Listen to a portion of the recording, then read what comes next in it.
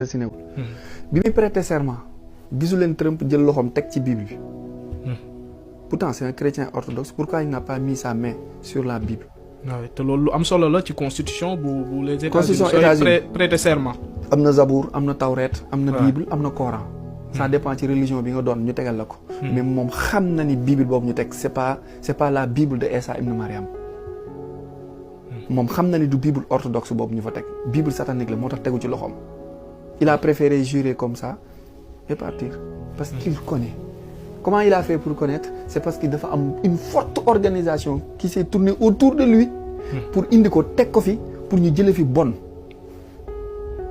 teg baax léegi nag il va falloir ñu jaar ko ci ñoom les leaders politiques yi am envergure ñu mel ni ku jiite Russie ki jiite Chine ki jiite Inde ki jiite Afrique du Sud ki jiite Brésil ki jiite Égypte ki jiite Éthiopie ki jiite Iran ki jiite Corée du Nord ñu jël ces présidents là ñu def benn lobby bu mag bu tudd Alliance patriotique mondiale ñoo nekk jamono jii di teggi loxo bon ci kaw nit ñi di indi loxo baax ci kaw nit ñi parce que pendant plus de 2000 ans le monde souffrait depuis ñi chassé Isa doon ko dàq Jésus-Christ doon ko jàpp ñooñu ñoo doon xeex le prophète Mahomet ñooñu ñoo doon xeex le prophète Moïse donc c'est une même famille c'est une même chaîne moo continuer léegi nag yàlla day def ni am na xam bu ngeen fa yeggee di noot dina am fa xam bu fa yeggee ay nitam fipp jug li ñuy wax les enfants de Dieu les gens du bien ont une force une mainmise maintenant sur le pouvoir satanique bi nga xamante ni moo téye adduna bi ci lañ doon dox ci nax ci lëndëm takk suñuy bët takk suñuy nopp jàngal na lu amul gëmloo ñu lu amul waxloo ñu lu amul les gens commencent à rendre compte que nous étions dans un monde faux la réalité va sortir et pour faire sortir cette réalité il faut le faire passer par les dirigeants des États forts très forts pour que ñuy mën di dóor ci table bi par la force ñuy exécuter di appliquer ay lois moo tax mu def 6 mesures bi mu yegsee les 6 premières mesures OMS Paris climat frontière bi transgenre bi ak OMS yooyu sax bëgg naa bu ci du tey xeex bu du tey par exemple bu ñu waxee les gens ni Mark Zuckerberg moomul Facebook les gens vont se dire Facebook appartient à la CIA Mark prête-nom la woon donc xeex bi commencé nañ ko depuis les années 2000 bien avant les années 2000 xamoon na ni bu ñu yegsee parce que ñoom le pouvoir satanique dafa amoon benn mission bu tudd comment sera le monde en 2035 comment sera le monde en 2035 boobu noonu Trump moo ko génnee ci net bi biir CIA la ko fekk CIA moo ko couvrir sous coupole de l'Organisation des Nations Unies ñi ngi ko bindoon ci benn monument bu nekkoon Georgia mi ngi nekk à quelques kilomètres 40 kilomètres de Atlanta États-Unis dans presque toutes les langues avait écrit le programme d'éradication diminution réduction de la population mondiale en 2035 loolu amoon na des centaines d'années ci ginnaaw faire passer ça par l'Organisation mondiale pour la santé OMS ak le grand entre guillemets je vais pas citer son nom Bill Gates pour ñu jaarale ko par l'alimentation l'agriculture le vaccin ak tout ce qui est transplantation pour faire une réduction massive de la population mondiale on devrait entre 2019 Covid-19 ak 2035 waroon nañ réduire les 7 milliards 800 millions qui existent sur Terre waroon na décimer complètement les 7 milliards 200 millions de personnes il devrait rester en 2035 que 500 millions de personnes sur Terre moo tax bi feebar Covid bi génnee l'un des cibles aussi bi feebar Covid bi génnee le secrétaire général de l'Organisation des Nations Unies Guterres Antonio moo taxaw wax ni la maladie Afrique préparez-vous cette maladie va vous éliminer allez vérifier dans les archives allez vérifier sur Google yàggul Werner Layer ki jiite Commission européenne ñëw Afrique elle a prononcé les mêmes mots lan la ñu waxoon ku ko am soo ko amee à 1 mètre da lay rey da lay wàll soo jàppee fenn waruma jàpp war teg foofu sama loxo porter masque génn leen heure bi tëdd leen heure bi loolu la ñu gëm la woon ni bu la jàppee daf lay rey te ñun pendant ce temps ñi ngi bokk boolu ndabu añ kaasu ataaya absolument kaasu café di nekk ci marché yi da ngeen dégg Afrique am ci taux de mortalité bu extraordinaire ñi Covid bi rey ñëpp ils étaient malades la bonne information se voit côté immigration bi Trump ne parle pas aux Africains. Ah bon? Oui. Trump n'a aucun problème avec aucun Africain. Trump n'a aucun problème avec benn migrant bu légal. Trump n'a pas de problème avec les Africains. Avec les Africains, Trump n'a pas de problème avec les migrants légaux. Alors, légaux yi. comment peut-on expliquer li xew nii? Voilà ñu joxewaat information.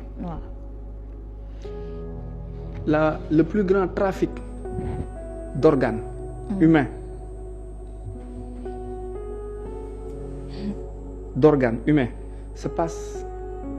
s'effectue à partir de la frontière mexicaine. moo taxoon Trump tabax mur bu séparé. premier mandat mu jël ci xaalisam congrès bi bañ mu jël ci xaalisam tabax mur ba dugg ci biir géej gi pour empêcher ce business horrible qu'on ne dira jamais dans les plateaux yii nii xamante ni il faut que tubaab bi wax ko seen gémmiñ pour ñun ñu ñemee ko wax nit ñi pour ñu dégg ko. bu ñu yeggee fa muy sottee ko wala fa ñëpp di ci jote boobaa ngalawaay bu ni ne aaroon na ñëwaat waxaat la mu waxoon xam nga lan mooy vraie information mooy ne pas dire ce que tout le monde dit. La vraie information mooy aller puiser l'information rare nga apporter ko les gens à ce que ñoom ñu mën a adapté wu mais ñu mën a préparer wu à n'importe quelle situation.